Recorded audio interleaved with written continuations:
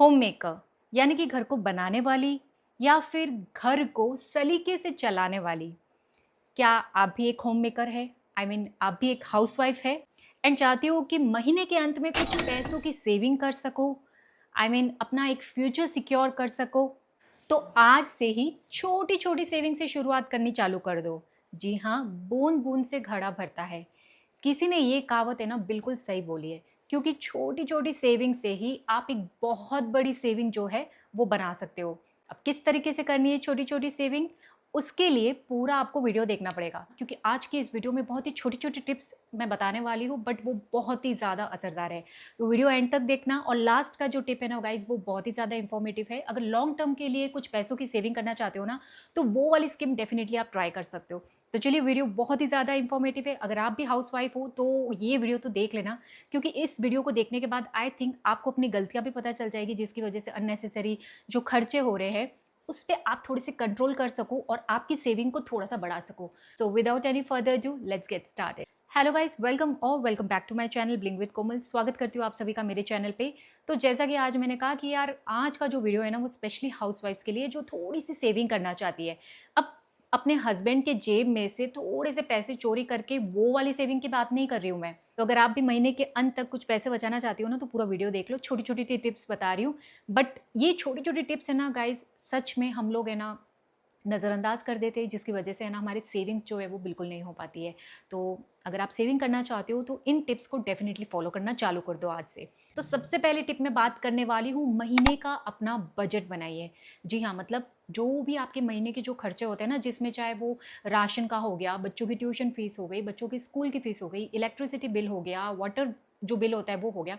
मतलब टोटल मिलाकर जो भी महीने का आपका जो बजट रहता है ना, वो बनाओ कि ये वाले खर्चे जो है, जो कि बहुत ज़्यादा ज़रूरी है, जिसमें हमें पैसे ना चाहकर भी देने ही होंगे। एंड कुछ ऐसे खर्चे जो कि हमारी ज़रूरत नहीं है, बट हम हमारे शौक के लिए खर्च कर रहे हैं, तो उन चीज़ों को आपको अलग रखना है। तो सबसे पहले महीने का बजट बनाओ कि कहाँ-कहाँ पे आपको पैसे खर्च करने हैं। अगर आप हस्बैंड वाइफ दोनों मिलकर बैठ के अगर महीने का बजट बनाते हो, तब तो बहुत ही अच्छी बात है। नहीं तो अगर आपके हस्बैंड जो भी आपको पेमेंट देते हैं, आपके महीने का जो भी खर्चा होता है उसके लिए, तो उनको भी आप महीने का बजट बना के दो कि ये वाले खर्चे होते हैं और ये वाले खर्चे नहीं होते। तो इसके अकॉर्डिंग इतने पैसे तो आपको देने ही हैं, या इतने पैसे तो हमारे महीने के बजट में खर्च होने ही वाले हैं, जो कि बहुत ही ज़्यादा इंपॉर्टेंट है।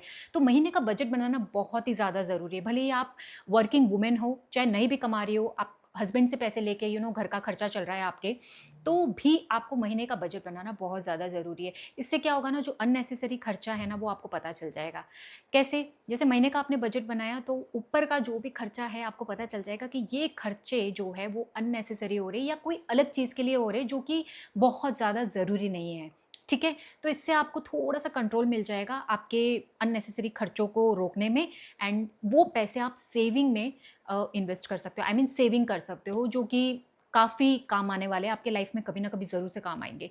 तो इस तरीके से बजट बनाओ, उसके बाद में आप सेविंग डिसाइड करो कि आपको कितना अमाउंट जो है वो खर्च करना है और कितना अमाउंट जो है वो सेविंग करनी है। ये आपके सेविंग में बहुत ज़्यादा हेल्प करेगी। सो गाइस, अब बात करेंगे टिप नंबर 2। टिप नंबर 2 भी आपकी है ना सेविंग में बहुत ज़्यादा हेल्प करने वाली है। स्पेशली हाउसवाइफ्स की बात कर रही हूँ, देख लो, बहुत ज़रूरी टिप्स है। हम लोग है ना ग्रोसरी अननेसेसरी खरीद लेते, कभी-कभार बहुत ज़्यादा फालतू की चीज़ें खरीद लेते हैं। आई थिंक सभी हाउसवाइफ इस चीज़ को रिलेट करेगी, और मैं भी पहले ऐसे बहुत करती थी।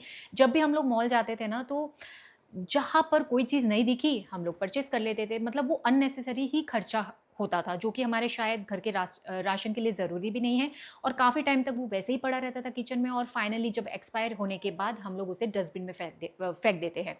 आप सभी हाउसवाइफ इस चीज़ को रिलेट डेफ़िनिटली करते होंगे। तो सबसे पहले जब भी आप ग्रोसरी खरीदने जा रहे हो ना, तो उसकी लिस्ट ज़रूर बनाएँ। लिस्ट बनाना बहुत ज़्यादा ज़रूरी है। जब आप लिस्ट बनाओगे तो आपको पता चल जाएगा कि यार, ये खर्चे ही हमको, ग्रोसरी का जो सामान है वही लेना है, इसके अलावा हमें फालतू का कोई भी सामान नहीं लेना है। बहुत बार होता है कि हम लोग इतनी चीज़ें फालतू की ले लेते हैं, जो कि महीनों तक हमारे किचन में है ना स्टोरेज में रहता है, और काम भी नहीं आता है, जिसे मतलब बस हम लोगों ने शौक-शौक में ले लिया या देख के ले लिया या ये सोच के ले लिया कि यार ये चीज़ शायद कभी ना कभी तो काम आएगी, हम लोग स्टोर कर देते हैं। इस चक्कर में ना काफ़ी चीज़ें हम लोग ऐसी ले लेते हैं और फिर बाद में जाके हमको पछतावा होता है कि काश ये चीज़ नहीं खरीदते, इसके बदले ये ले लेते तो शायद ये काम आता। तो हमेशा अपने राशन की जो लिस्ट है ना वो बनाकर फिर शॉपिंग करने जाओ। इस सेविंग का सबसे इम्पोर्टेंट टिप यही है, अगर आप घर के राशन में बचत करना चाहते हो ना तो प्लीज़ इस हिसाब से लिस्ट बनाना चालू कर दो। आप देखो आपके बहुत सारे पैसे बचेंगे और वो पैसे आपकी सेविंग में डेफ़िनिटली आप ऐड कर सकते हो, क्योंकि हमें पता है कि वो फालतू का खर्चा हो रहा है जो कि हमें नहीं करना था, जो कि हम बाद में पछतावा करते हैं। अब नेक्स्ट टिप मैं बात करने वाली हूँ, बल्क परचेजिंग करो। हमेशा घर का सामान हो या आप ग्रोसरी की भी परचेजिंग कर रहे हो तो हमेशा कोशिश करो कि बल्क में परचेज करो। अब बल्क में परचेज करने का मतलब ये नहीं है कि 3-4 साल का सामान साथ में ले लिया, देखो वो पॉसिबल नहीं हो पाता है। बट कुछ घर में चीज़ें ऐसी होती है जो हमें पता है कि हमें लगातार यूज़ में आने वाली है, जैसे कि घर का राशन हो गया जिसमें दालें, शक्कर, छोटा-मोटा सामान जो कि आपको पता है कि रोज़ लगती है हमें खाने-पीने में, वो आप बल्क में ले लो। इससे आपको क्या है कि थोड़ा-सा डिस्काउंट भी मिलेगा और उसके पैसे भी बच जाएँगे। नहीं तो क्या होता है, जब हमें उस चीज़ की ज़रूरत होती है, हम इमरजेंसी में कोई भी रेट में वो परचेज़ कर लेते हैं, क्योंकि हमें पता है अब किसी भी हालत में वो घर में चाहिए ही चाहिए है और हम लोग उस चीज़ को, अगर उसकी रेट बहुत ज़्यादा भी है ना तब भी ले लेते हैं। तो हमेशा है ना बल्क में परचेज़ करो, इसमें आपको अच्छा खासा डिस्काउंट भी मिलेगा और थोड़े पैसे भी बच जाएँगे, ठीक है? अब बल्क में जैसे कि घर का सामान राशन का हो गया, आप बाथ एंड वॉश का सामान हो गया, घर में क्लीनिंग का सामान हो गया, बहुत चीज़ें ऐसी होती हैं जो कि हम अगर बल्क में लेंगे तो शायद आपको अच्छे खासे डिस्काउंट में मिल जाएगा। और हमेशा ध्यान रखो, जो कूपन्स और जो डिस्काउंट वाले ऑफ़र चलते हैं ना जब भी, तब उन चीज़ों को आप लो, आपको बहुत ज़्यादा सेविंग में हेल्प मिलेगी। ओके गाइज़, अब बात करेंगे नेक्स्ट टिप के बारे में, जिसमें मैं बात करने वाली हूँ सीज़नल आइटम लो। देखो हम लोग है ना खाने-पीने में क्या करते हैं ना, कभी-कभी हम लोग खाने-पीने के शौक के हिसाब से कुछ चीज़ें ऐसे ले लेते हैं जिसमें वो सीज़नल आइटम होती नहीं है और यही सोचते हैं कि यार खाने की चीज़ ही तो ले रहे हैं, हम लोग कर क्या रहे हैं? हम लोग खाना-पीना ही तो कर रहे हैं, आप खाए-पिए भी नहीं क्या? अच्छा, बिल्कुल खा सकते हो, बट कभी-कभी चीज़ें हैं ना वो आपके महीने का बजट बिगाड़ देती है। हम लोग क्या कर लेते हैं, सीज़नल जैसे फ्रूट्स वगैरह नहीं लेते हैं, उनका सीज़न नहीं चल रहा है तो वो महँगे पड़ जाते हैं। हम लोगों का जो बजट है वो डबाडोल हो जाता है। तो हमेशा कोशिश करो कि सीज़नल आइटम लो, वो आपको सस्ते भी पड़ेंगे और पैसे भी बचने वाले हैं। तो हमेशा सीज़न में सीज़नल आइटम ही खाना चाहिए। आपको दूसरे सीज़न के आइटम लोगे तो डेफ़िनेटली वो बहुत ज़्यादा महँगा पड़ने वाला है। तो इससे भी आपकी सेविंग जो है वो थोड़ी-सी गड़बड़ा जाती है। तो कोशिश करो कि इन चीज़ों पे भी आप ध्यान रहो। छोटी-छोटी चीज़ें गाइज़, बट ये बहुत ज़्यादा इम्पोर्टेंट रखती है। आप कभी-कभी ऐसा होता है कि सब्जियों में भी है ना, कभी-कभी कोई सीज़नल जो वेजिटेबल्स है ना वो नहीं होती, तो उसकी रेट्स बहुत ज़्यादा होती है और हम लोग बस ये सोच के कि यार ये आइटम बनाऊँगी या ये आइटम बनाऊँगी ले लेते हैं। बट ये बहुत ज़्यादा कॉस्टली पड़ जाती है। उन रेट में शायद बहुत सारी वेजिटेबल्स और फ्रूट्स आ सकते हैं। तो हमेशा सीज़नल जो वेजिटेबल्स और फ्रूट्स होते हैं ना उसकी तरफ आप जाओ, थोड़ी-सी सेविंग्स होगी आपके घर खर्च में। ओके गाइज़, अब बात करेंगे नेक्स्ट टिप के बारे में और सच में बता रही हूँ, ये आपके है ना फालतू ही खर्चे होते हैं।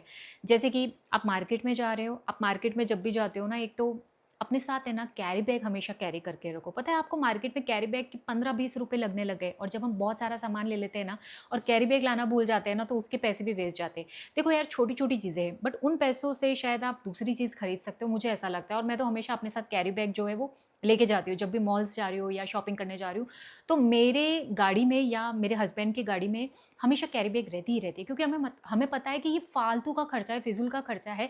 वो 15-20 रुपए बहुत ज़्यादा वैल्यूएबल होते हैं गाइस, बात 15-20 रुपए की नहीं है, वो मतलब फालतू का खर्चा होता है। तो हमेशा आप अपने साथ में एक कैरी बैग ज़रूर से कैरी करके रखें।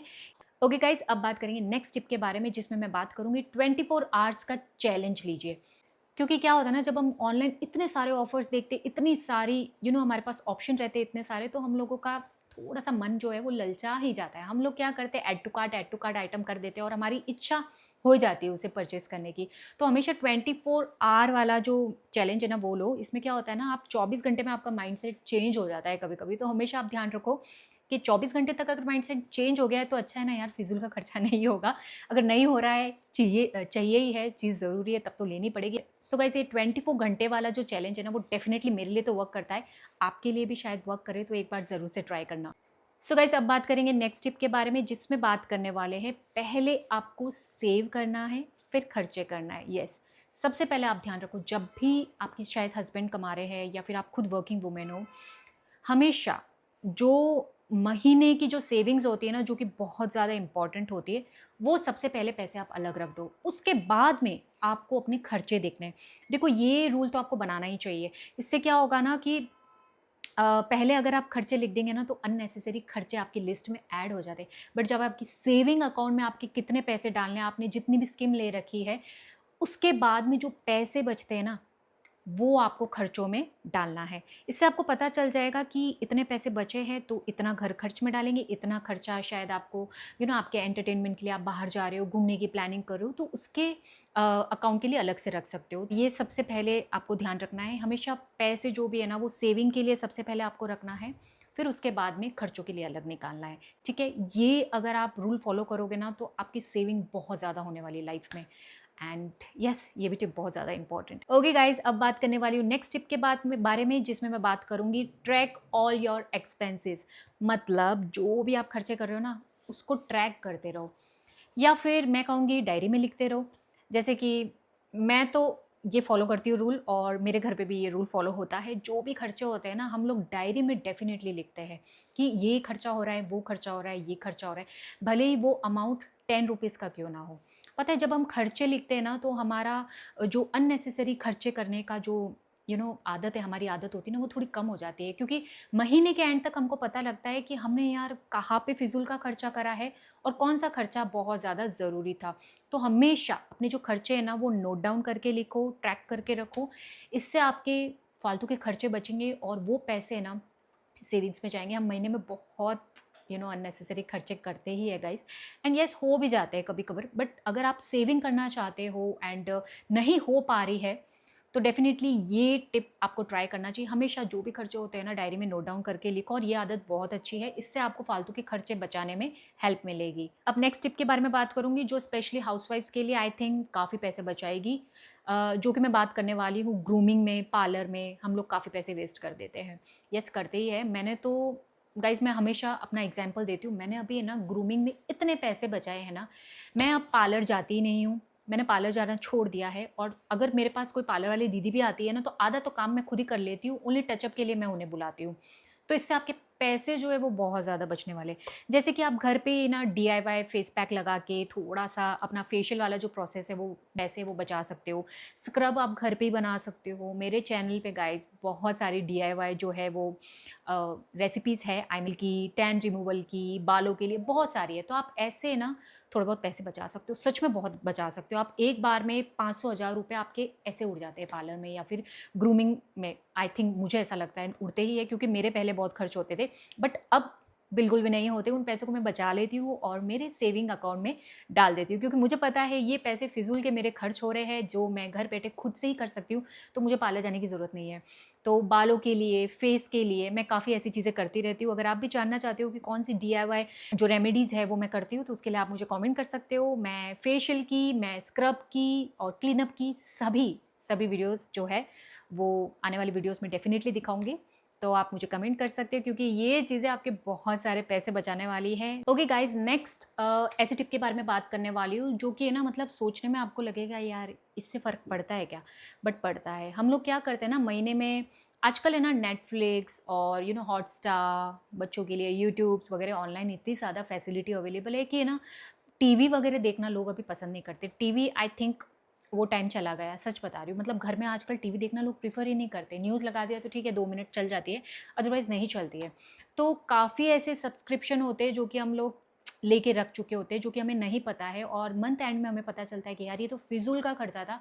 घर में 10 दिन से किसी ने टीवी नहीं देखी, फिर भी चैनल्स ऑन है। इस तरीके से जो भी सब्सक्रिप्शन होते हैं ना, जो फालतू की चीज़ें जो हमने सब्सक्राइब करके रखी, आई मीन पैसे जिसके लिए हम लोग भर रहे हैं, जो कि बच्चे भी नहीं देख रहे, बड़े बुजुर्ग भी नहीं देख रहे, तो वो जो अननेसेसरी खर्चे उसे बंद कर दो, अनसब्सक्राइब कर दो। इससे आपके पैसे बचेंगे।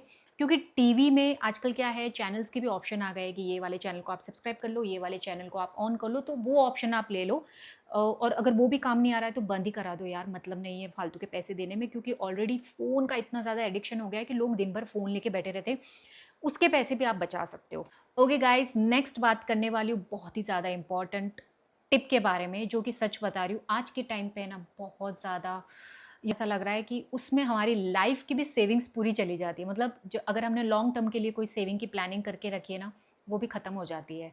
तो वो है हॉस्पिटल के खर्चे, राइट? अपने हेल्थ का ध्यान रखो, एंड भगवान ना करे कि हॉस्पिटल जाने की नौबत आए। अपनी हेल्थ पे अगर आप ध्यान रखोगे ना, तो जो कमर दर्द, सर दर्द, और छोटी-मोटी चीज़ों के लिए हम लोग आए दिन ना मेडिसिन लेते रहते हैं, हॉस्पिटल जाते रहते हैं। आपको नहीं पता कि एक बार मतलब आप महीने का खर्चा देखना, आप हॉस्पिटल में कितना खर्चा जाता है और शरीर का नुकसान होता है वो अलग। मतलब आपकी बॉडी जो है वो टॉर्चर होती है वो अलग। आपको नहीं पता वो मेडिसिन्स आपके शरीर के अंदर जाके आपको कितना नुकसान पहुँचा रही है। तो इसके कुछ फ़ायदे नहीं हैं, पैसे भी बर्बाद हो रहे।